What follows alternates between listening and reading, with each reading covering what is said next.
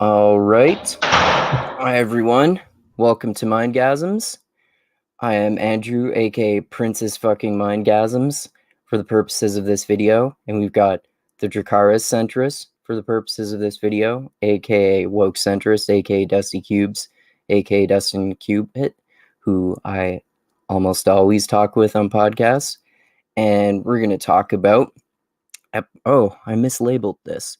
We're going to talk about actually episode 5 and 6 of the new show, House of the Dragon, which of course is the prequel to Game of Thrones.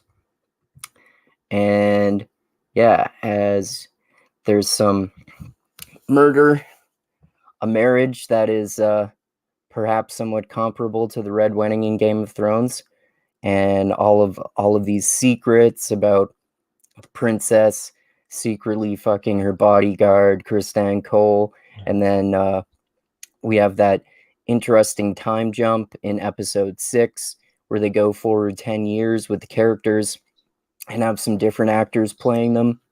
And I was telling you and Chris that Joe Rogan really didn't like that, and other people were complaining about it, but I really didn't have a problem with it. It seems like they're doing more of an anthology style with this show, and I like that because it would be cool if they did it the same way as Game of Thrones, but it's cool that they're doing some kind of more of an anthology style in this show, and that makes sense based on Fire and Bllod because that book is not about one set of characters and it moves forward through history a lot for sure. So Speaking of Fire and Bllod, all of the content in the show so far is contained within an hour of the audiobook. oh wow. Okay. Because I went back and revisited the audiobook and I listened to it for about an hour. And story-wise in the audiobook, I'm ahead of the show already. Okay. Yeah, like so they are really stretching the content out. Yeah, that makes sense.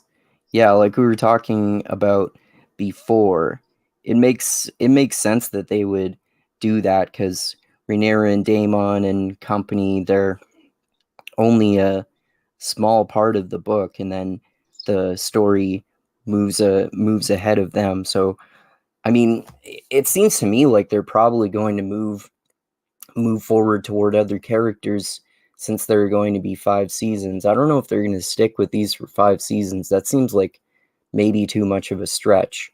But what did you think about season? I guess I mean episode 5 in general, and we can talk about that one in comparison to 6. So five, I guess the main idea is Rhaenyra gets married off, right? Yeah. There's a lot that happens in that episode. Yeah, there really is. Because she's already the previous episode was when Daemon kind of like almost fucked her, and then she went and fucked Kristen Cole, and now he's basically in love with her, and she gets married off to one of the Corlysses, I think, who are the they're not the Targaryens, but they're of Valyrian blood, and she's married to him, and they basically make this sort of deal like they're going to have basically a secret polyamorous relationship because he's gay and she wants to fuck Kristen Cole, so she'll fuck him, and he'll still keep having sex with gay guys, and yeah, there's a lot of other stuff that happens too, for sure. Yeah, Leonor is Corlys' next son. He's the oldest heir, and he is gay. And it's funny because there is a part where they kind of low key talk about his sexuality, at least his daughter or the father. He's like, oh, he'll grow out of it. And it's like, these are like some of the most archaic arguments that we probably heard about like 20 years ago here, saying some shit like that. Yeah. So I was like, oh, that's hilarious. Um, but yeah, jealous knight, Kristen Cole, um, beats up and kills his gay lover, right? Because he gets discovered as a kind of piece of leverage. Yeah, Because he kills the Corliss prince's gay lover because he's a Lannister, right? Do I have that right? the main reason he kills him is because he basically goes to Kristen Cole and is like, "Hey, I know everybody knows that you know Leonor's gay or whatever, but I know a Mm-hmm. secret about Rhaenyra." And then he looks at him and Yeah. He basically, so the Lannister hints at the fact that he knows about Rhaenyra and Kristen Cole banging each other. He's like, so we got to keep each other's secrets, and then well, I don't think he's a and then he Lannister. It's just, like Lonmoth is his last name, so it's like Joffrey Lonmoth. oh, I thought it was a Lannister. Okay, No, it's I not a got confused Lannister. because his name is Joffrey. That's why. Yeah, Yeah, yeah, definitely a Lannister-ish name. But yeah, yeah, he tries to use that secret as leverage. He basically um, tells him that, oh, I got some upper hand on you, so don't try to, use his secret or whatever. mm-hmm. Because he was trying to make like a mutual pact that say, hey, um, I'm this boy's lover. I know you love her, and let's just keep our stuff secret. Yeah.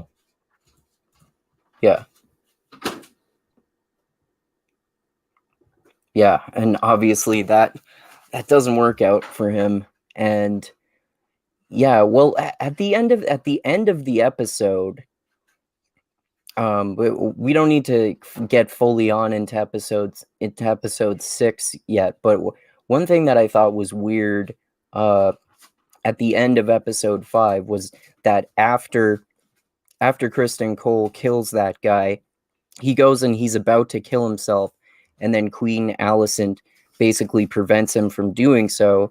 And then in episode 6 we see that he is basically working for her now, which seems to obviously mean that he suffered no consequences or very little for fucking killing a guy in the middle, beating a guy to death in the middle of a wedding. That little that little piece didn't make sense to me. Yeah, I guess he would have. I guess he has kind of the upper hand because all he could have said is he threatened the princess or something like that. Which he did kind of low key threaten the princess by saying, I have this damning information. And you do your thing and you do my thing. So he basically killed him to keep that secret, kind of, to be honest. I think that's part of why he did it. But that and it kind of enraged him as well. So yeah, he got summoned by the queen, and he thought the queen had it all figured out. But the queen was calling to question Cole about Rhaenyra's and Daemon's tussle. Their romp on the town, and he wanted to find. Oh She yeah, wanted to that find out more part information. that happens earlier in the episode, right? She's questioning him about it, and he just full on admits it, that they had But sex. that's not what the funny thing is that's not the information that she was looking for. She wanted to find out if she had sex with Daemon. Yeah. She was fishing for. She was just kind of being subtle and hinting at that, and hinting that she was talking about Rhaena having sex with someone, and he thought that she meant him, but she actually meant Daemon. Yeah. Yeah, because I think what happened was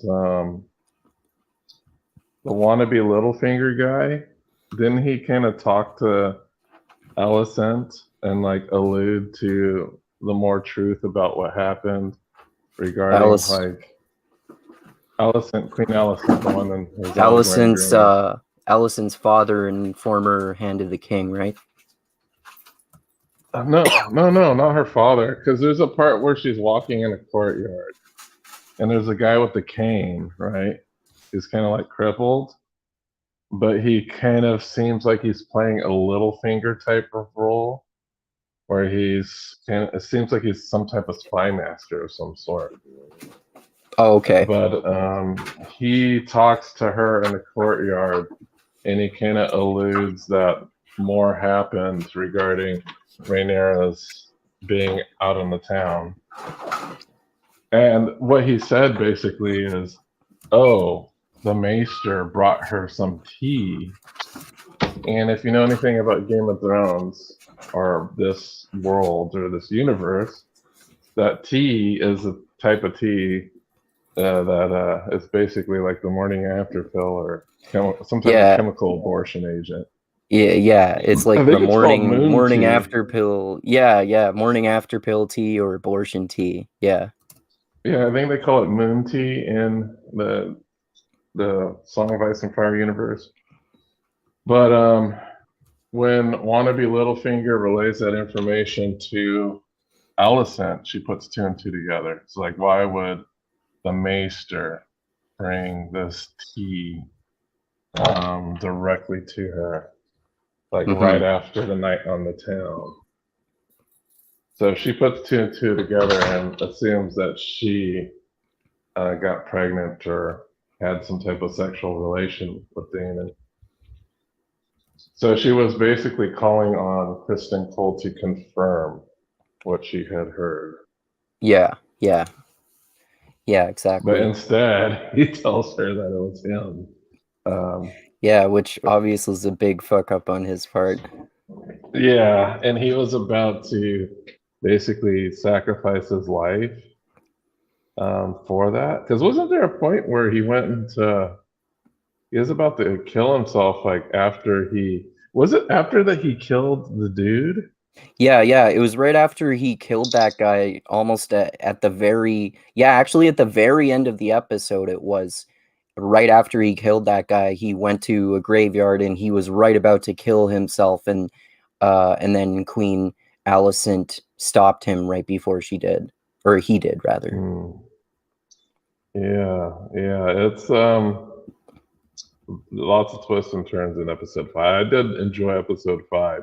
It gave me like a Wed Redding vibe, kind of like at the end, how there was a huge ass melee, and like I everyone's thought like, so "What the too. fuck is going on?"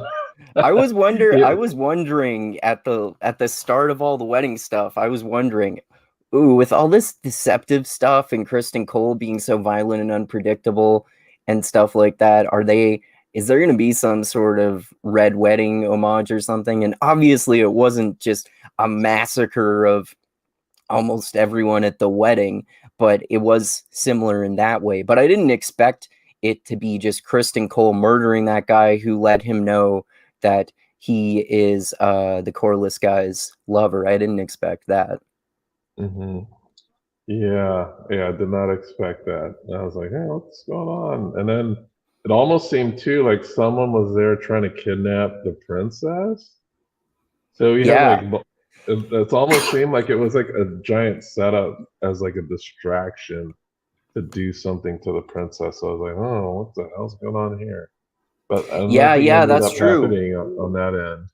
Yeah, you're right. Now you mention that, I remember there was a part where there was this big crowd and they were all around Rhaenyra, and Damon was trying to get to her, and it did seem like either at first I thought it seemed like either someone was trying to kidnap or someone was trying to kill the princess.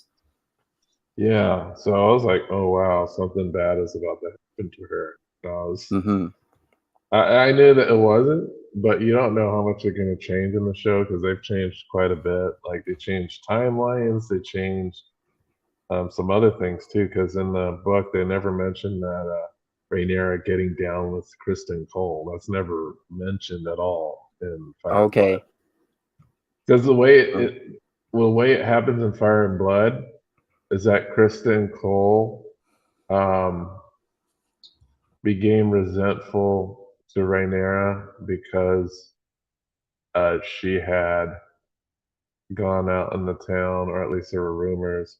Because it's interesting because you got the two perspectives. There's the Maester's perspective and Mushroom's perspective. And Mushroom's perspective is about how she went out on the town and was in a brothel and all that. So there is a point where their relationship spoiled, and then he became like one of her adversaries. But in the book, they had never had any sexual relations. Oh, okay. I forgot that. Who's Mushroom again? Mushroom is one of he was a court jester that was who some of the histories in Fire and Blood were recounted from. Okay. Yeah, Yeah. So another little thing, just at the end of episode 5 in comparison to episode 6 that I noticed was that not only does it seem that Kristen Cole basically doesn't get punished or suffers some sort of minor punishment, presumably, for literally killing a guy in the middle of a wedding, but in episode 6, he gets thrown out of the Kingsguard for beating up this other guy, which is not as bad as killing someone. Yeah, but he definitely killed the guy though. Yeah. His face looked like hamburger, man. Yeah, actually that's true. Yeah. Yeah, that guy, if he's alive, he's gonna be severely like disabled. His face is just completely jacked up. And you saw Leonor, he was like sobbing. And there was like a pretty big pool of blood under the guy's head. Yeah. Yeah, that's true. So yeah, I thought it was interesting. We know since we watched episode 6 now that was basically the end of a lot of those actors playing those characters. It seems like in episode 6, the actor who plays the king and Daemon are the ones who go forward in that one. So I thought that was basically a cool ending to and sudden cliffhanger endings to the part that all of those actors are doing as they're younger.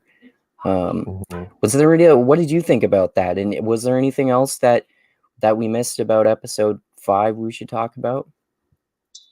Well, in episode 5, you also see a budding relationship between Daemon and I think she's the eldest daughter of the Valyrians. Oh, right, yeah, and that goes on in episode 6 too. He's interested in, like you said, the eldest daughter of the Corlysses or the Valyrians, and she basically knows in the conversation that he's killed his ex-wife, but he wants to marry her now, and then he ends up doing so in 6. Yeah, and that's another thing too, the scene where he kills his ex-wife. In the books, it's not explicit. In the books, there's just a history, an accounting that she had died from a hunting accident. But I forgot that was actually killed by him specifically. Oh, I like that they made that change then. That makes him more sinister. Yeah, I forgot that was a major thing that happened in episode 5 too, that he kills his wife in that episode. I thought I had remembered that he did in the previous episode, but he does do it in 5, doesn't he? Yeah, because in 5, that's when he comes back. Because it's funny, like he comes and everyone's kind of surprised that he showed up to the wedding. And it doesn't happen. Like he got banished back to his home, or to where his wife is, the Eyrie. That's where the Eyrie. If anyone remembers, that's the the castle that's like on a mountaintop and has a moon door that people get pushed through for punishment. Also, the son like is way old, too old to be getting breast milk. Um, that's the Eyrie. Yeah, yeah, and Littlefinger takes Arya there, and he gets all creepy with her, especially since he's pretending to be her uncle. Oh, Sansa, you mean? Yeah, Sansa, not Arya. Yeah. But yeah, over there, and I don't. I guess she's kind of like tomboyish. She ain't a bad looking girl, but he ends up Arya? killing her. I guess she doesn't like. No, I'm Yeah. talking about Damon and his wife that he killed. Oh, But she yeah, clearly yeah, doesn't like him. yeah, of course. So I'm Yeah, wondering well, if she had like if he doesn't like lesbianic someone, tendencies. oh, yeah. And if he doesn't like you, it's probably hard to like him, I bet. Yeah. So he kills her, which I'm not sure what his motive is. I guess his motive was to open himself up to a different, because it sounds like he wanted to make himself a possibility for Rhaenyra Yeah, as somebody Rhaenyra. who can, because he makes that proposition in the episode previous, right? Mm-hmm. Where his whole plan is to disgrace Rhaenyra and to talk to the king, talk him into having them getting married. But he rejects that proposal and gets kicked in the ribs by the king. Yeah, pretty hard rejection. Get kicked in the ribs and he got like exiled back to the Eyrie. But yeah, Mm-hmm. everyone's surprised he comes back and he gets confronted by, I'm not sure what his rank is within the Eyrie monarchy or whatever, but he gets confronted by somebody who accuses him of killing the princess. I don't know if she was a queen or a princess, but he gets accused of murdering her, and um, he silences him by saying, "Oh yeah, I'm going to inherit stuff now." So um, I don't know why that particularly stops him from like entering the duel, but it does for some reason, and the guy like backs off. So Oh, yeah, I forgot about that part. I only yeah, he gets remembered confronted. I only remembered that it seemed obvious that the Valyrian chick who he was hitting on knew that he had killed his wife. Mm.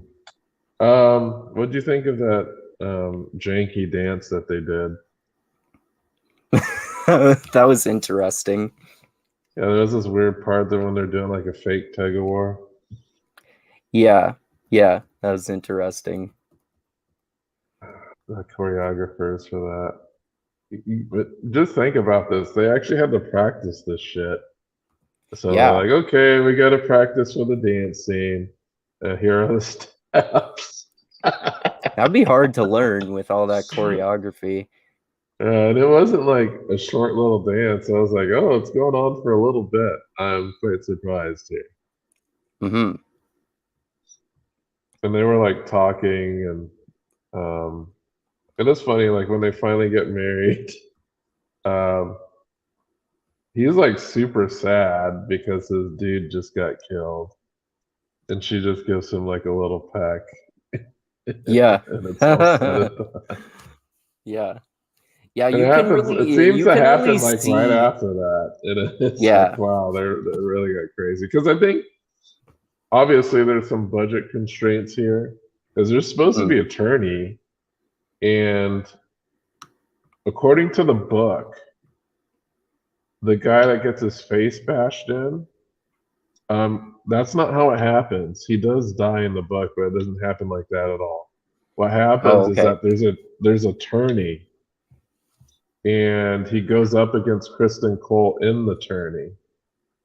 Oh, okay. Kristen Cole unhorses him, and then they go into melee combat. Kristen Cole strikes him in the head with his Morning Star, and then the guy dies 6 days later. Oh, okay. Huh. I wonder why they changed that. No clue. Yeah, also another interesting aspect of this episode is that Queen Alicent has basically fully accepted her position as queen, and well, you saw with all her questions about what she was doing with Daemon and stuff like that, that she's really suspicious of Rhaenyra, and she's bought her dad's propaganda that she's going to conspire to remove her from the throne. And you see in episode 6 that she's saying to her children that if we don't maintain the throne, then we're going to die, which seems paranoid. And you see that, so you see that she's accepted her role, and she pretty much really resents the king and disrespects him by showing up to the wedding late, and she's just kind of bitter and untrustworthy. So that's an interesting kind of arc to her character, because she was a little more, especially when Rhaenyra and her were friends, she was more trustworthy and a little more naive and hopeful. Well, what happened is her father and wannabe Littlefinger have been poisoning the well, right? Yeah, So, definitely. And then she's also questioning the character of her friends because Rhaenyra never told, like, they're supposed to be best friends, and Rhaenyra never told her that about, you know, she didn't tell her the truth about Daemon. Yeah, and she asked her And directly about that in episode 4 too, right? she kind of lied about it. Yeah. Because I went and watched it again, and it didn't look like there was any penetration. It was just, he got frustrated before everything happened, before they got down to business, and then he walked Okay. out. We were kind of debating, you and Chris and I were kind of debating a little bit about that, about whether he had like started fucking her and just got pissed off and went away. So they were just making out, and he didn't actually start having sex with her. No, I don't believe so. Okay. I thought he was about to, but I don't think he could seal the deal out. Okay. But one important thing that we forgot to talk about regarding episode 5 is that Kristen Cole confronts Rhaenyra, because the wedding's gonna happen, and he wants her to run off with her and to Yeah, he wants her to run away with him off to where he's from and just abandon the throne and have a happier life or something like that in his mind. Yeah, so I don't know. I guess he was being naive, like extremely naive, To quote and somewhat Vince selfish. Vaughn in Wedding Crashers, we have a stage 5 virgin clinger. Is that what you call it? Yeah, Yeah, I guess well, so. unless he wasn't already a virgin, which he could have easily not been a virgin, but that's kind of funny. Yeah, which is weird because in his position, the knights, what are they? Like the knights, they're a special type of knight. But Kingsguard. also the kings are, yes, and they are celibate. Oh, I forgot that. Yeah. Yeah, so they are celibate, so that was interesting. So you got that celibacy, and maybe he had some sexual frustrations. I don't know. I'm guessing because he's a good-looking dude, he probably got some, but that depends because he's been a knight for a while, and knights typically are also celibate as well. Yeah. I was just joking about that because seriously, it's you're probably more likely to fall in love with someone if you've only just had sex with them once, if you're a virgin. Like, if you have more experience and stuff, you might have feelings for them, but you probably wouldn't fall in love with them after just having sex with them once. Right. So yeah, it's pretty interesting. Hmm. 5 is just a big old, and one of the things too, I guess we can. There's so much pregnancy in the show. Yeah, actually, that would be a good way to segue into Into the next episode. into episode 6. That's how it starts off, with older Rhaenyra having a baby, and then the queen wants to see her child immediately, and she doesn't want to give it up, so she walks there and walks an enormous distance up all these steps the fucking second after she gives birth, and then her husband helps her. So you see Shows that you how this, hardcore Rhaenyra is. He's just yeah, hardcore. exactly, like that's fucking insanely hardcore. She should be fucking in bed for days after giving birth. And you see that conflict between her and Alicent has increased, which is basically the main focus of the episode. Hmm. Yeah, the main focus of 6, I guess, would be kind of the animus between the two families. So the animus between what seems to be in a completely dysfunctional family. Like I would consider Rhaenyra's family pretty dysfunctional. Yeah, Um, and then you have like the proper royal family, um, with between the king and Alicent. And the king, God love him, he seems pretty senile at this point. If he's not senile, it just seems to have not a care in the world. And he's overlooking like some pretty big things in order to yeah, maintain like his own happiness. this is the one where we see that 10-year time jump between 5 and 6. And Mhm. yeah, I didn't have a problem with them doing that. They could have Oh, he kept seems different super characters. old. He's like Yeah. old as And fuck. he was one of the few characters, along with Daemon, who they kept the same actors for. And yeah, the king Mhm. now obviously he's gotten way older, and he's like dying, and like you said, just doesn't give a fuck anymore. And then Damon, we have him as the same, and then we have that new actors playing Rhaenyra and Queen Alicent. The one who is an older Queen Alicent actually looks so much like the other actor that I didn't actually even realize it was a different one at first. And Yeah, I think mm, the RBF is gone though. There's no more RBF. what's RBF again? The resting bitch face. Oh yeah. Yeah, you're right.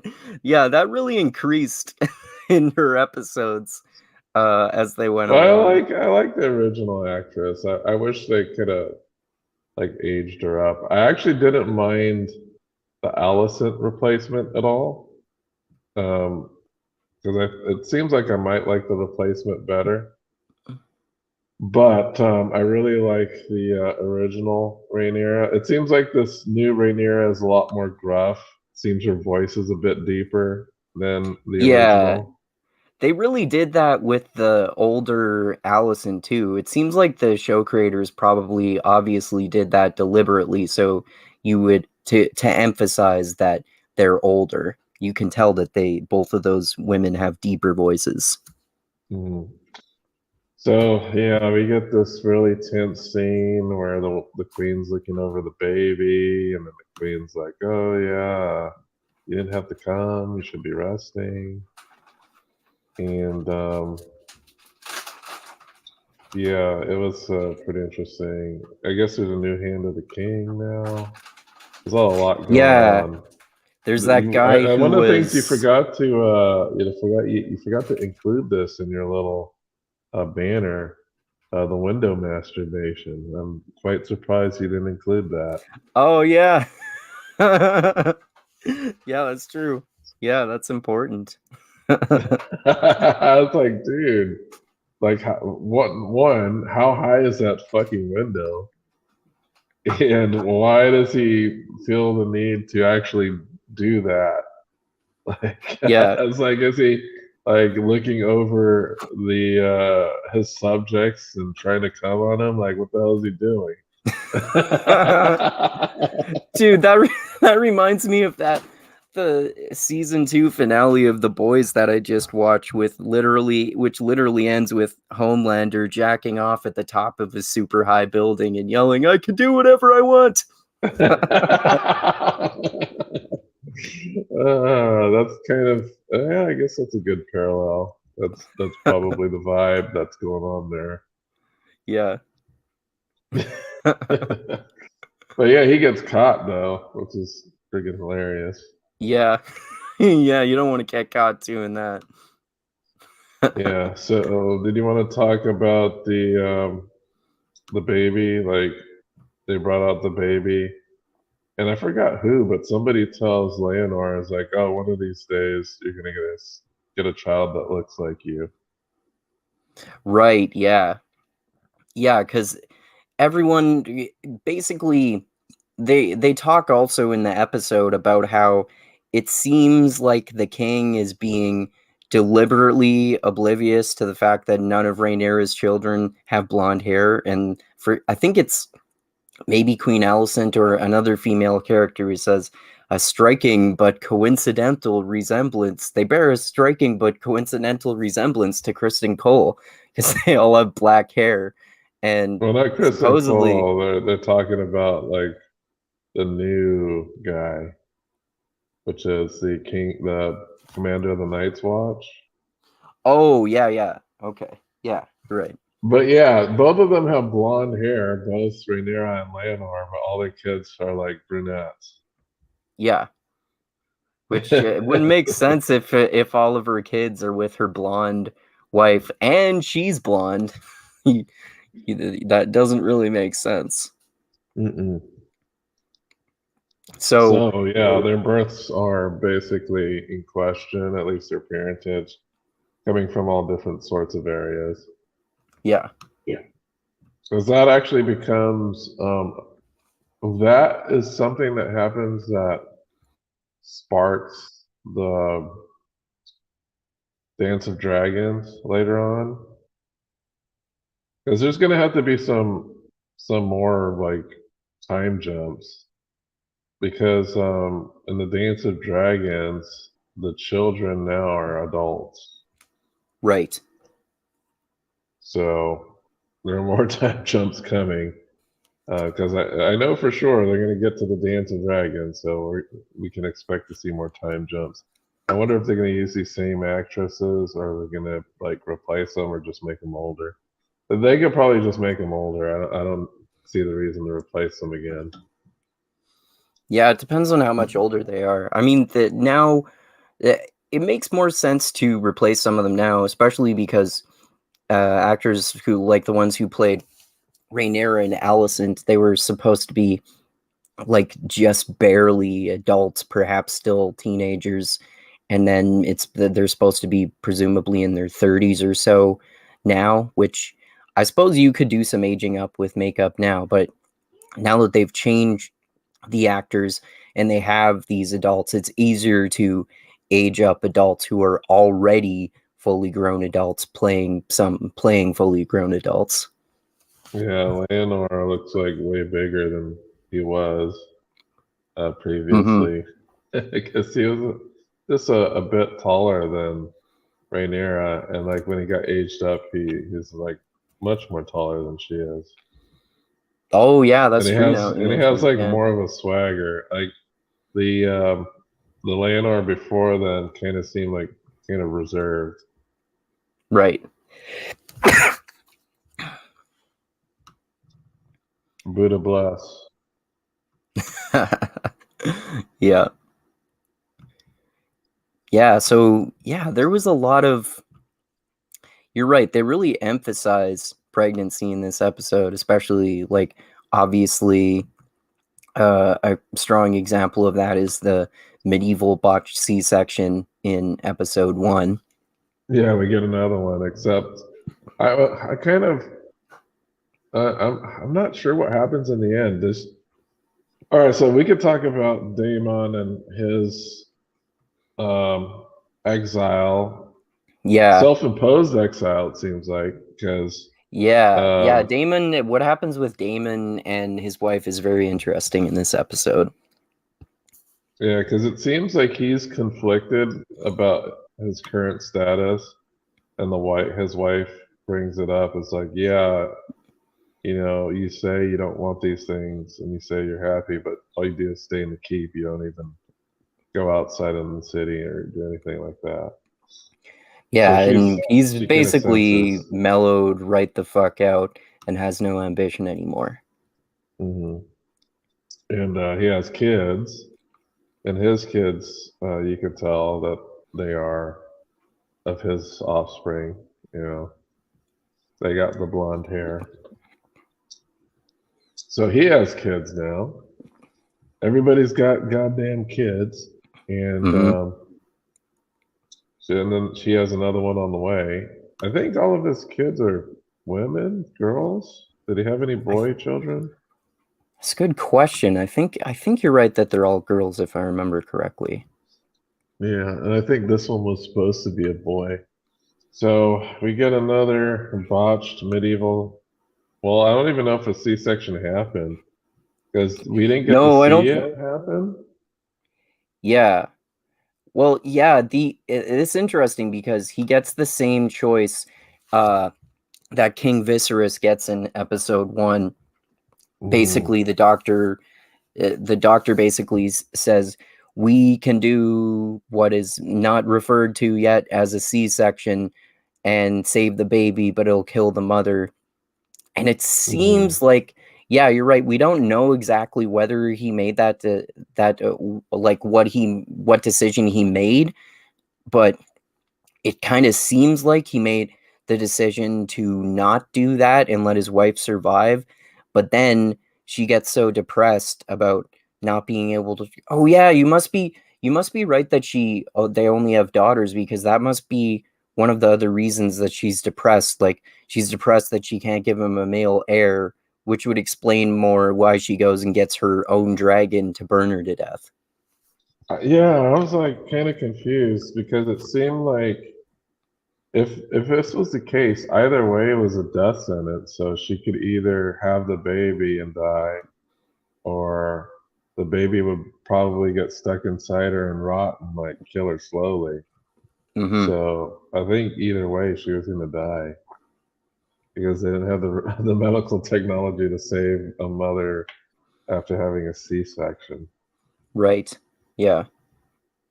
So she decided to commit, I guess, Valericide, Dragicide, Yeah. what do you want to call it? Suicide by dragon. Yeah. And the dragon was like extremely reluctant. Like you could see it didn't want to do. But she had to command it multiple times, Yeah. like Dracarys, Dracarys, Dracarys, and it wouldn't do it. I Mm-hmm. guess the dragon saw that she was in pain, and so it was like, let me go ahead and fulfill her wish, and then it burnt her to a crisp. Yep. And what was Damon's reaction? He basically looked frozen in shock when he saw that happen, I would say. Yeah. And was that like the closing scene of that episode? Um, you know what? I don't remember. I don't think it was, but I'm not sure. Hmm. But yeah, that was Hmm, pretty brutal. I was not certainly. expecting something like that to happen again. Yeah, me And they neither. did, same season, another C-section. Or I guess that's another thing too, is that they highlight how dangerous it is to actually have all these children. Yeah, yeah. As I Before remember reading the modern, book, there were a lot of botched or fucked up pregnancies yeah, in the before book. So I modern was like, medicine, pregnancy is a very high risk. yeah, so high risk. Yep. They can't have the baby and they die. Mm-hmm. Yeah. Um, So, uh, I guess we talked about Rhaenyra and Daemon. What did you think about the new actor who plays Rhaenyra's husband? I thought he was good, and it's cool that they have a good understanding in their relationship, and it seems like he's a pretty good husband, even though he's he's secretly gay and is fucking other guys. He still cares about her and wants to help her, clearly. Yeah, it's clear that he is doing his duty and he's outwardly trying to portray that he's doing so. It's Mm-hmm. interesting that they do have the secret agreement. That really isn't so secret. It's like an open secret. It seems like everybody knows, but Yeah. um, yeah, I thought it was cool that they actually. It seems like they're friends at least, you Mm-hmm. know, because I know during the end, closer to the end of the episode, they have to make like a big life choice, and that choice is basically to flee King's Landing. Yeah. Um, And she and why thinks was it that that they're fleeing? Oh yeah, they flee because her, I guess her, I don't know, what's the female version of a concubine or the male version? her Like gigolo? No. her baby's Her daddy. yeah, her baby daddy. Her Yeah. baby daddy gets in the huge ass. Well, we didn't even talk about that. Like the big contentious thing that happened during this episode was their kids, I guess, are being trained in warfare, and they're being watched over. One, Kristen Cole is the trainer, and I think his last name is Strong. The other guy, who's like the Night's Watch guy. He doesn't see as the training. He sees that he's being nepotistic, and he's kind of training the uh, the Targaryens better. Not the Targaryens, but just like Alicent's kids better because Kristen Cole is now, I guess, her personal protector. And he sees his kids getting neglected, his bastard children. So he goes in there, and then they get into a huge fight. He fights Kristen Cole and just like beats him up. Um, and then I guess he gets into pretty big trouble for doing that. Yeah, the king throws him out of the Kingsguard for that, right? Well, he was like the commander of the King's Watch or the Night's Watch. Yeah, yeah. And he gets exiled back to wherever he was from for Right. beating up Kristen Cole. And I also think Yeah. his dad wanted to. Was it? Who is it? Was it his dad who's the hand? Yeah, yeah. I think it's his dad who is the hand now. We see him, I think, a few episodes before, and he's all scheming to get his son power and that sort of thing too, of course. And oh yeah, an interesting aspect of that actor that I forgot to mention to you before is he's also in that fucking terrible new Resident Evil show, and Which I think he actor? act the new Hand of the King. Oh, so he's in the Resident Evil show also? Yeah.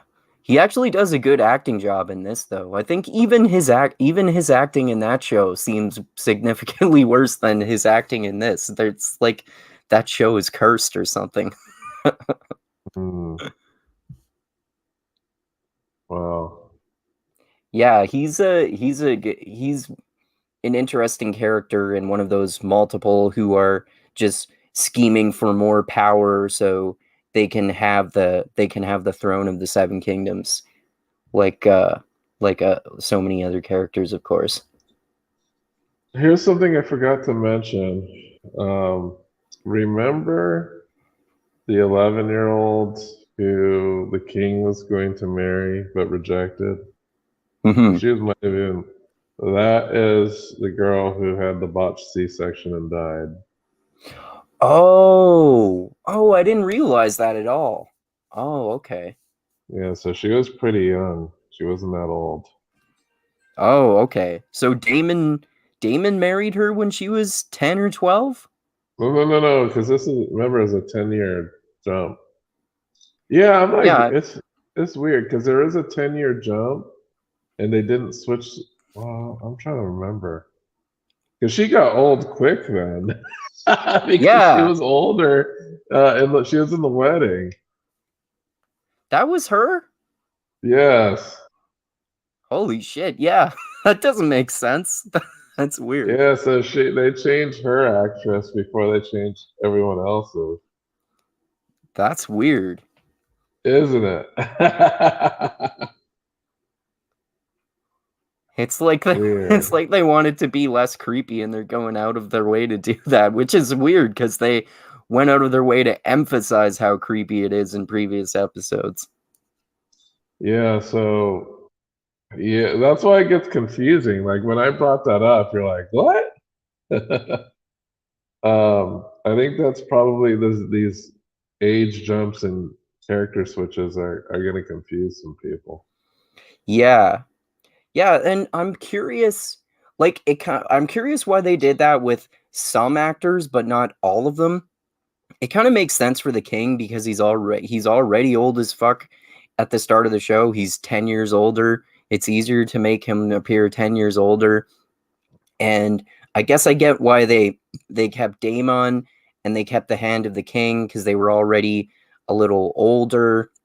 And yeah, I don't know. I mean, Kristen Cole, the actor, didn't change, right? No, he stayed the same. Yeah. That one's I don't know. That one could have gone either way because he seems like he's noticeably older than Rhaenyra in the previous episodes, but also noticeably younger than all of the other adult characters. So I don't know. I guess it's kind of better that they made him the same actor because it would have been less confusing if they didn't do that. But yeah, you're right. Some of these changes with the time jumps and changing the actors can definitely get confusing. Yeah. Because if they didn't change Damon, I don't know why they just left everybody else as is. Hmm, Yeah. who knows? But So yeah, that little well, girl turned into his wife. yeah. And she seems like roughly the same age as him in this episode, which I Well, mean, she's supposed to be 27 when she died, so if there's a 10-year jump, I but guess then that's how many. Well, she then would he have been would have 17. yeah, this math really doesn't add up. Yeah, she would have had to have been 17 and she actually should have been more like 12 or somewhere around there. Well, before the mini time jump, she's supposed to be 12. So I think Maybe she was 14. by the wedding, it's like a 3 or 4 year jump. So she would have been um, like 15 or 16. I thought there was only the 2-year time jump. Well, you have the kid. So a kid is like, because you remember, Alicent wasn't even pregnant before the time jump. Mhm. So you have the announcement that she's gonna wed the king, and then she has like 2 kids, and But one of they the say kids. in whatever episode was that time jump, they said that the time jump was 2 years though. Well, yeah, because the kid was like a toddler already or whatever. Yeah. Because there's another time jump. Because there's the time jump for um, when the king goes into that. What was it? They're doing like the celebration of the birth of his son, right? So you cut out a little bit there for a second. Could you say what you just said again? Yeah. So remember when they do the hunt? There's like that's a celebration for the birth of his son. Mhm. And then later on, the son is older. And when they do the celebration of the birth of the son, it's been 2 years already, Oh, right? okay. I thought that in total with the time jumps that I guess 12 years would have passed in total. But are you saying that more time passed in between the time jumps, just during the rest of the regular running time of the show? Well, I think in between the beginning of the show to the wedding, that's like 3 or 4 years. Okay. Yeah, I guess that math almost lines up in terms of that Valerian's age then. I guess, but she must have been like prepubescent and just hit those hormones, and then Yeah. like turned into like a fully developed woman within like 3 or 4 years. Yeah. Because she was supposed to be 12. But I think in the show she's 11 now. In the book she's 12. Okay. Oh, I don't know. The time is so confusing in the show. Yeah. Yeah, it really is. But yeah, his wife that died in childbirth was that little girl from like episode 2. Okay. Hmm. I forgot to Yeah. talk about like the vaginal blood trail that Rhaenyra made. Yeah, that was when after at the start of episode 6 she goes straight to the queen with her child. You see that when she goes back there after she's seen him and her husband is helping her, he looks back and sees a blood trail behind her because she fucking literally just gave birth and then did a marathon walk up a million fucking steps. Yeah, it's almost like the ending scene of Deerskin. I Yeah. still haven't reviewed it yet. I was supposed to do that last week, but I'm definitely gonna do it this week. I just didn't have time. Yeah. No magical period blood in this one. Because I gotta review the Deerskin. I just finished the first Malazan book. Oh, I cool. want to do a review on that one too.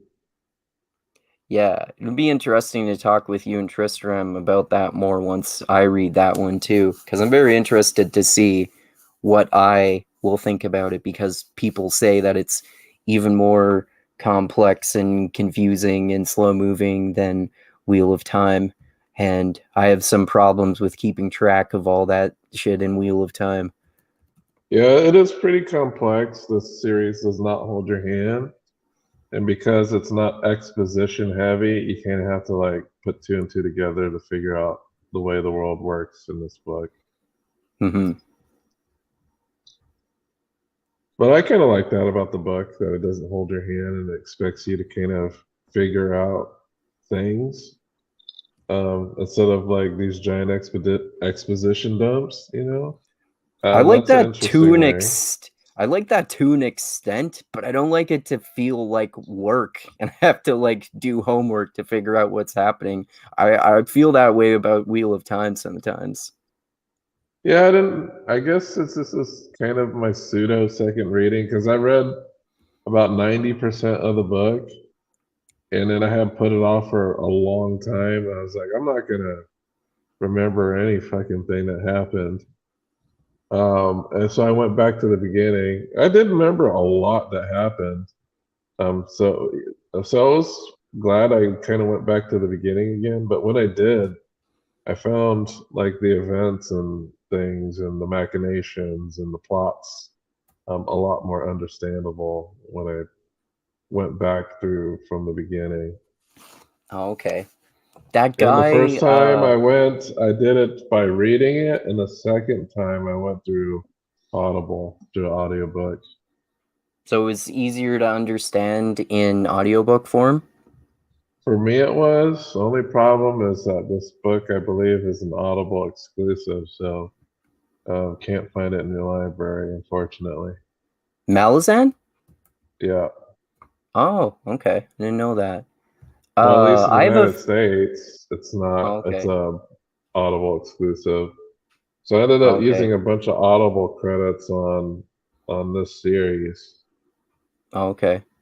Yeah, I have a physical copy of the first book that I got a while ago, but I haven't gotten around to reading it yet. So you do have Do you Guardians of the know? Moon? Yeah. Did you Yeah, that's know? pretty cool. You know that guy, the Critical Dragon, who's this Scottish guy who talked with Craig on the Legendarium about how RPGs affected fantasy, and he's kind of this Yeah, literary expert. He yeah, I talks remember to him.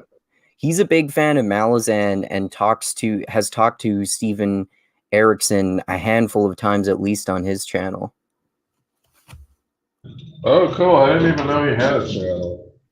Yeah, it's cool. It's called the Critical Dragon. His channel is pretty cool. He basically kind of talks about literary theory in the context of fantasy most of the time. Well, I know that I think Steven Erickson is Canadian, Oh, okay. so you can take ownership of his work. Nice. I won't do what Kyle's mom does and blame Canada if I don't like it though. Yeah. So when you read Malazan, ooh, the magic system takes a while to like actually figure out.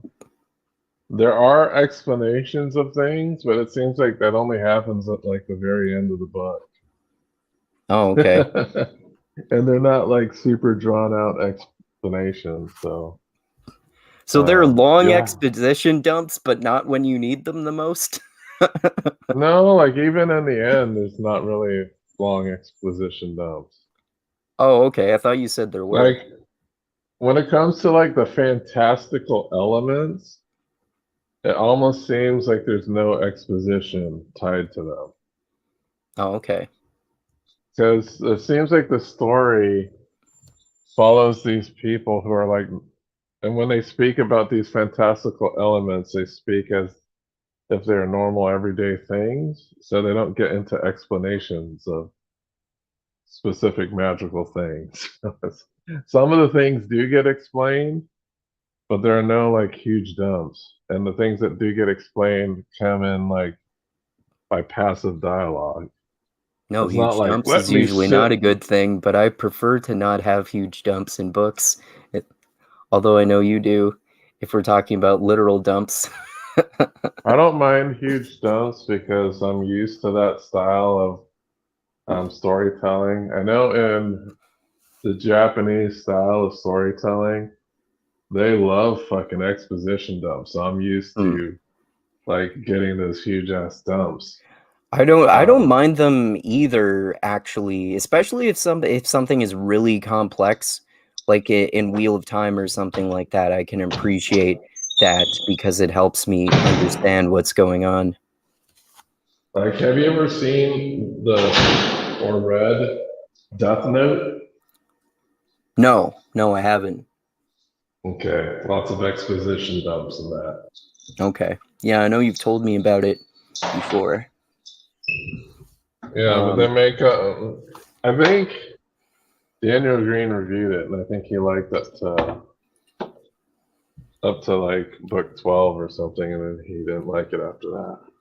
how many books are there? I don't know how many volumes are. It's not that long. It's like as an anime, I think it's only like 54 episodes or something like that. Oh, And the Death Note. anime, I thought you were still talking about Malisan for some reason. I know the manga no, volumes no. usually have more. Yeah. Yeah, so yeah, Death Note. Um, episodes it's like 54, and I've read Death Note too. Like the first thing I encountered with Death Note, I read it. And then I watched the show. And basically the show is 1-to-1. So it's a direct adaptation. That's one of the things I do like about anime and manga, Japanese comic books, is that they tend to do 1-to-1 adaptations to them. So what you get in the show is what you're gonna get, what you got from the book, like almost exactly. Oh, okay. Yeah, I should watch that. I'm pretty sure that show is on my list of shows to watch at some point. And I know from when we've talked about it before that the series itself, like you were just saying, matches manga more, and apparently the live action movie is terrible in comparison to the rest of the content. Yeah, live action movie is horrible. But the show's good. You can watch it on 1.5 speed if you're watching on a mobile device on Netflix. But it is available on Netflix, at least in the US. Okay. All right. So to get back to House of the Dragon, we talked about, we go on lots of tangents here.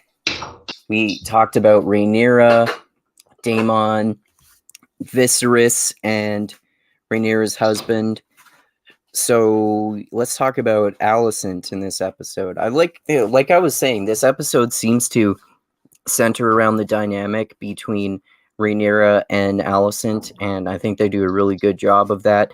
And these new actors do a really good job of representing that kind of just beneath the surface conflict where they're talking like in subtle code against each other when they pretend to like each other, which is a standard thing in Game of Thrones. So I think they did a really good job of that. Yeah, so her oldest son, how old do you think he has to be in the time jump? He seems like a teenager or so. Like 13 or 14, maybe? Yeah. Old enough to like masturbate out the side of a window. Yep. So he's clearly have hit puberty. Yeah. And yeah, I thought that was interesting too, in terms of him. What I mentioned earlier, that Alicent is pressuring him to basically become the heir to the throne, and he says, why? Like, why should I care? And she literally basically expresses the sentiment that if you are not the heir, Rhaenyra will fucking kill you, which seems like paranoia to me. But, you know, that's the incentive behind all of these power struggles. Everyone is paranoid about not having power and really wants some power. Yeah. So she states that paranoia was in her family. I think, well, she confronts her oldest son because her oldest son was making fun of the youngest son in conjunction with the Rhaenyra's kids. Right. During the dragon, I don't know, it was some type of ceremony with the dragon. But one of the sons, I guess, doesn't have a dragon, and he was presented with a pig. Yeah. So they made fun of him and they're bullying him for that because he hasn't basically formed a bond with the dragon yet. And he goes into the dragon's like burrow or keep or whatever you would call it, and goes right up next to it to kind of seemingly to kind of challenge his fear or something like that, which is interesting. And Alicent is basically saying, you know, you'll get your dragon eventually. Or, oh wait, no, who is it who he's talking to? Because I think it's a Valyrian he's talking to, because she says, you know, it took me a while to get my dragon, but then I eventually got one, and now I have one of the biggest and most legendary dragons. Right. Yeah, I was one of their group, but they were trying to show, like, hey, eventually you can get a dragon. Right. So yeah. So did you like everything that was going on with Queen Alicent in the episode? Yeah, I was like, because I had known that this was kind of going to happen, where she was going to get really distrustful. So we did get to see that happen, at least in this episode. That mothers will try to protect their kids at all costs, if it means breaking up friendships and all that. Definitely, yeah. And then wannabe Littlefinger, like, does something for Queen Alicent that she doesn't agree with. You remember that? Oh yeah. What is it? He assumes that she would want it done, but I forget what it is. He kills some people, right? Yeah, he kills Rhaenyra's concubine, whatever you want to call him, her baby daddy. Oh, Kristen Cole? Kristen Cole's not the baby daddy. It's the guy that's like the Night's Oh, Watch commander. Or not Night's, right, the right, City right. Watch commander. He I think kills his Kristen last name Cole. is Strong. Okay, yeah. So when Strong gets banished back to his, I guess wherever his family's from, wannabe Littlefinger's assassins, like I guess he recruited them out of prison or something. And so he sends them to the city, and they start a fire. They kill Rhaenyra's baby daddy, and I think his father, who was like the hand of the king, because I think he was going to resign or something as the hand of the king. Yeah, I think you're right. So he gets killed. So I guess there's going to need to be a new hand of the king or something. Mm-hmm. That seems to be a common thing in Game of Thrones. The kings go through lots of hands of kings because they betray them. They betray them or do some sort of other fucked up shit. Well, this hand of king was actually pretty loyal. He wanted to resign, but Viserys was like, "No, man, you're like the best hand of the king I've ever had." Yeah, we see that in your this episode. resignation. Yeah, he tries to resign, but the king rejects his resignation. There's a little bit of comic relief in that part of the episode too, because Queen Alicent is helping the king to his chair and covering him up with a blanket, and then he stands up and drops the blanket to have that conversation with the hand of the king, and then he sits back down and she's all mad. So he says, "You won't even help me now?" Well, she gets mad because she did want him to resign. Yeah, exactly. And she wanted him to resign because his bastards, grandchildren, are now in line to be heirs to the throne. Which is kind of similar to what happened with her, except in his part, it wasn't done on purpose, as far as I know. He seems like a more honorable person than Hightower was. I think Hightower I was agree. definitely being manipulative. Yeah, So, I think you're right.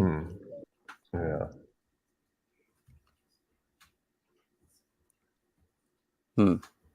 Yeah, so it seems like he's going to stay on for now, but I wonder if he's going to go to some sort of drastic lengths to get out of being Hand of the King, because he's worried that the Empire's going to collapse or the king's going to get killed and he's going to get fucked over in the process somehow. Well, wasn't he killed at the end of the episode? Oh, yeah, you're right. Oh, I can't believe I fucking forgot that. Yeah, you're right. He's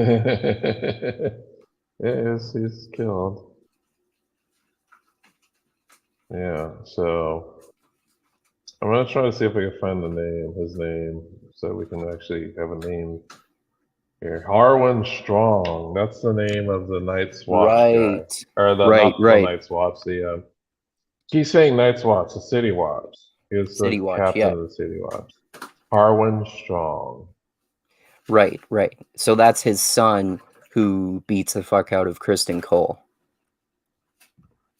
Yes, at the little training session, he beats Kristen Cole's ass. Yeah. And his father's name is Lionel Strong. Okay. So Lionel Strong was the king's hand. So Harrenhal, I guess that's their home. And if you remember, Harrenhal is like this cursed castle that was partially melted by a dragon when the Targaryens first conquered Westeros. Right. So yeah, both he and his son died in the fire. Right. According to the books, they call it the Curse of Harrenhal. Oh, okay. And in the books, there were suspects. Some suspects included Prince Daemon and Corlys Velaryon. So there you go. It doesn't seem like they're suspects at all in this episode, obviously, right? No, doesn't seem like it. We already know who did it. It was Yeah. Wannabe Littlefinger. I don't even know his name. The Wannabe Littlefinger's. Let me see if I can get a name off of Google. Yeah, I wonder. I'm just gonna put House of the Dragon. Wannabe Littlefinger. Okay. Let's see what comes up. I want to see if Google is smart enough to translate that. Yeah, he's an interesting character for sure. Yeah, he's like a cripple. He's like a manipulative type of guy that likes to pull other people's strings. He likes to whisper in people's ears and pit them. You could just cut out for a second there. Oh, you can't hear me? Yeah. Can you still hear me? Yeah, I can hear you. Okay, I lost my picture of myself on my end for a minute there. But I seem to be back now. Oh, okay. Wannabe Littlefinger? Wow. He's he is one of the sons of the Hand of the King that got killed. So he killed his own father? Oh, wow. Oh, I had no idea about that. Oh, interesting. Yeah, better watch out for him in the show. He's a ruthless motherfucker. And that's what I entered into Google. Wannabe Littlefinger, House of the Dragon, and I was able to find the guy's name. So his name is Larys Strong. Larys Strong. Okay. Larys Strong. And then there's a bunch of articles. House of the Dragon. Is Larys Strong the new Littlefinger? House of the Dragon just revealed the show's Littlefinger. Oh, sweet. Yeah. So that was a good instinct to give him that nickname, obviously, then. Yeah, I just call him Wannabe Littlefinger. But Larys Strong. New Littlefinger / Varys in House of the Dragon. They're calling him a Littlefinger / Varys. Okay. Because he always, in order to have compelling, because Varys and Littlefinger were two of the most compelling characters in that series, especially certainly. Like, their rivalry caused so much fucking chaos. Definitely in the story. And then they eventually both allied together with Rhaenyra, or not Rhaenyra, Daenerys. I was confused. Yeah, in the last few seasons, they're both working for. They're both working for her. Remember? Wait, okay, but Daenerys kills Varys, and then Littlefinger. How does he die? She kills Littlefinger. Littlefinger gets. Oh wait, no. I'm not Littlefinger. I'm thinking about Varys and Tyrion, not Littlefinger, of course. Littlefinger gets eaten alive by his own hounds after he loses the Battle of the Bastard, and then the Battle of the Bastards, and then. You're talking about Ramsay. Yeah. Oh my God. The Littlefinger gets killed. I think he gets killed by Arya, perhaps because Arya and Sansa pretend that him playing them off against each other is working, and then they end up confronting him and telling him that they know that he's trying to manipulate them against each other, and then I think they kill him at that point. I don't remember whether they get someone to kill him or Arya does it himself. I think maybe she does. Oh, that's right, because she suspects that Littlefinger's trying to whisper in Sansa's ear to pit them against each other. Yeah. And she's Okay. right. Yeah. And you've only known this because you recently watched the show. Yeah. You hadn't watched it for a long time. Yeah. Yeah. Okay, yeah, Arya Stark killed him. Okay. Yeah, she slit his throat. Okay. All right. So, what are there any other characters that did some major things in episode 6 that we haven't talked about? That I can think of. I think we touched on all the major beats of episode 6. The jarring age change, the character changes, and I'm liking older Rhaenyra so far. Yeah, me too. She seems a bit uh, like she knows that I don't know. I thought her situation was pretty interesting. Like she has this show husband who's not like a real husband. Mm-hmm. She has a bunch of bastard kids. Yeah. And she has to keep that on the DL. And then I know the son asks if Arwen was his dad. And she didn't deny it, but she didn't exactly say that it was true. Yeah, she just says, "You are a Targaryen. That is all that matters." Yeah. So, there's that contention. And we could tell, I think things are really going to pop off next episode. Yeah. Because I don't think she's going to take what happened lightly. Yeah. So, yeah, I agree. And there's something supposed to happen between the sons and stuff. So we'll see if that comes to pass. Because I know one of Alicent's sons is supposed to lose an eye. Oh, okay. I didn't remember that. Yeah, because they get into what happens is Alicent's sons start questioning and mocking Rhaenyra's sons, but I don't know how that can happen since she kind of left King's Landing. Right. But what happens is when Alicent's sons mocks Rhaenyra's son, and they get into a tussle, and I think Rhaenyra's son slashes Alicent's son in one of his eyes, and like blinds him in the eye. It'll be cool to see. I believe it's the jack-off guy. He's the one that's supposed to get his eye blinded. Oh, okay.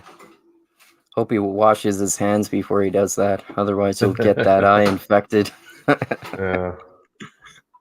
Yeah. So, yeah, it'll be interesting to see what happens with Daemon, too, because I remember that he kind of stays allied with Rhaenyra from the books, but I don't remember specifically whether whether he's still kind of chilled out a lot after his wife's death, or he gets angered and ambitious again because of that. We'll see. We'll see what happens, because spoilers, just telling everybody spoilers here. What happens is Leonor eventually dies, and Daemon and Rhaenyra get married. I don't know if they produce any children. I can't remember if they did or didn't, but I know that they get married.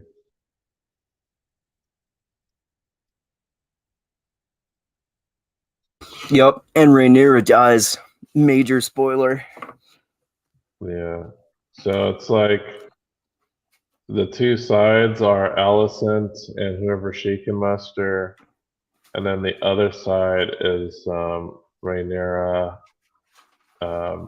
Daemon, and I think the Sea Snake also allies with them. I'm not sure. It would be really cool to see this like Targaryen and Valyrian civil war. I really want to see some awesome dragon battles, because that could totally happen. I know that they mention during this episode, it's like, oh yeah, we have like half the dragons and Mm-hmm. like the entire fleet. So let's Mm-hmm. see, because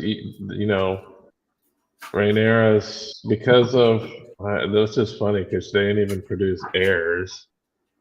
They were married, but didn't produce any true heirs. Mm-hmm. But because I don't think the Strongs are ever going to be acknowledged as, they're never acknowledged as bastards. So it sounds like the Valerians have to support those kids that were produced, even though they're bastard children. Mm-hmm. Yeah.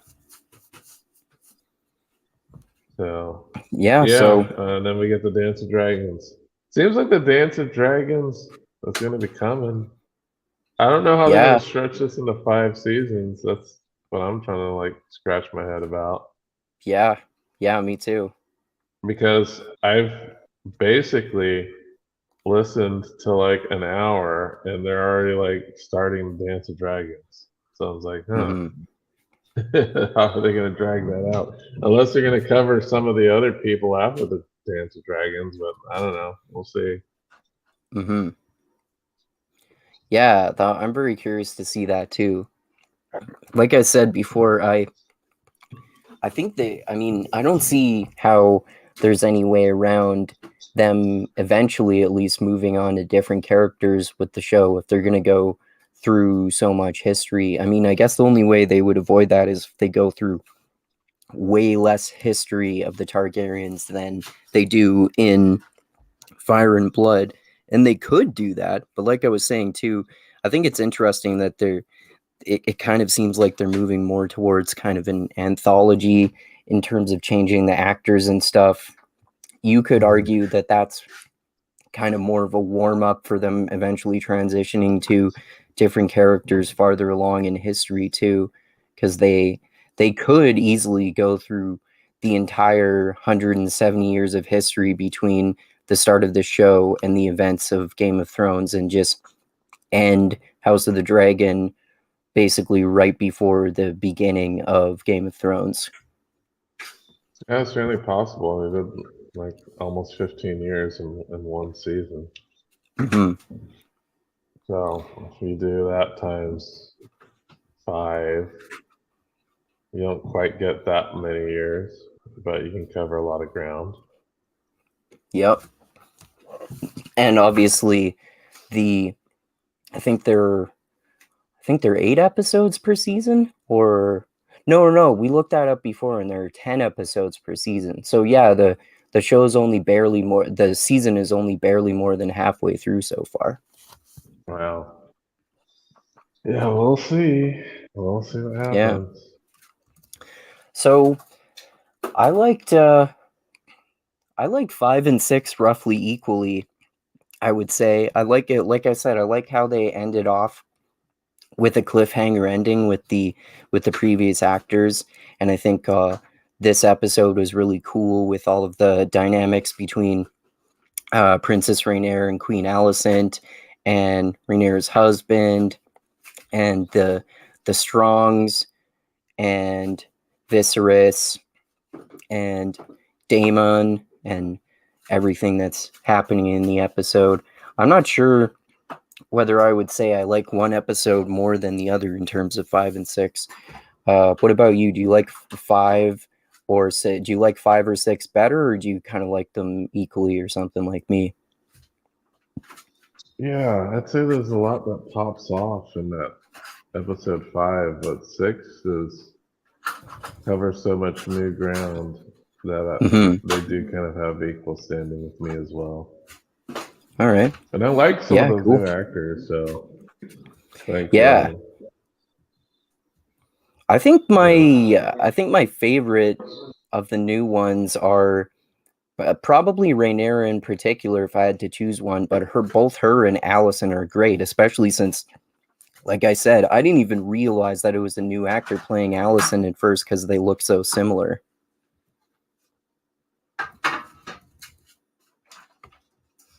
Minus the RBF. Yeah, exactly. Yeah, minus the RBF. All right. Well, yeah, I think we can end it here.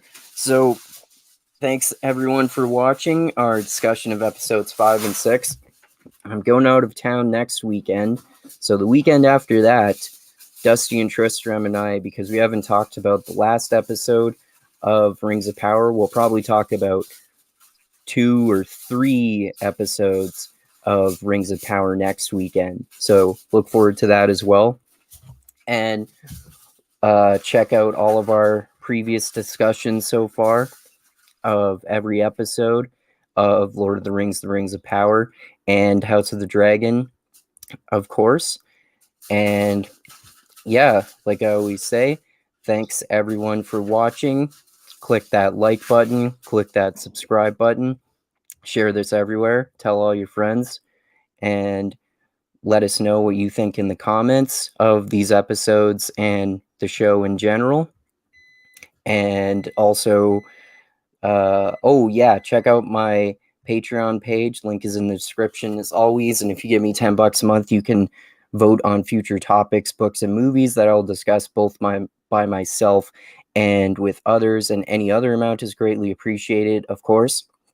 And check out Dusty's channel, Woke Centrist, where we talk about lots of fantasy books and movies and shows. And I'm sure we're going to be talking about season 2 of Wheel of Time there soon too, with our fellow fantasy nerd Tristram. And like I always say, most importantly, always remember this. I love you all. Keep being the tiny beam of light that shines through the almost impenetrable darkness in the universe. And most importantly, even more important than that, always remember this: the funk cures all, and grooves in the heart. And Grimdark Fantasy is awesome, Game of Thrones is awesome, House of the Dragon is awesome, and so are all of the Song of Ice and Fire books, especially, and Fire and Bllod book, if you want to know more about what's happening in House of the Dragon. All right, so anything else you want to say before we end it there, Dusty? Just be wary. Well, not wary, but I will be trying to get these 2 book reviews, these 2 quickie book reviews of the Garden of the Moon, first Melisande Book of the Fallen, and Deerskin. I don't know. I just got busy, and I won't be able to do my recording tonight because obviously it's too late. I'm gonna try to get these both done tomorrow before I go to work or something. But yeah, follow, Cool. subscribe, like Andrew's channel, and hell yeah, man. Toodaloo, motherfuckers. All right. Thanks, everyone. Adios. Until next time.